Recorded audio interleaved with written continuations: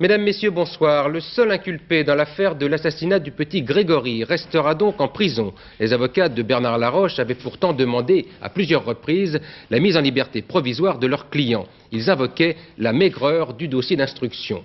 Les juges de Nancy en ont décidé autrement. Après 8 jours de réflexion, ils ont toutefois reconnu que la culpabilité de Bernard Laroche n'était pas pour autant démontrée.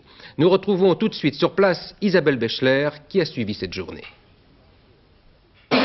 Attendez, laissez-moi passer, s'il vous plaît. C'est un refus. La phrase de Maître Welzer enlève tout espoir à sa femme Marie-Ange et à sa famille. Bernard Laroche restera en prison.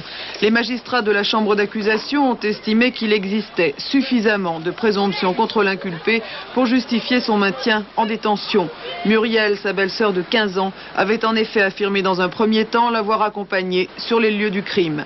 À la prison, l'avocat a trouvé son client révolté et protestant toujours de son innocence.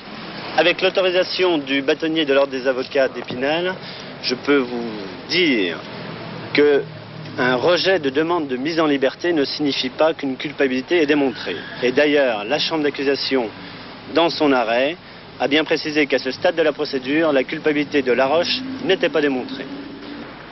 Outre les présomptions de culpabilité, la Cour d'appel a estimé que les investigations en cours dans l'enquête exigeaient également que Bernard Laroche reste incarcéré.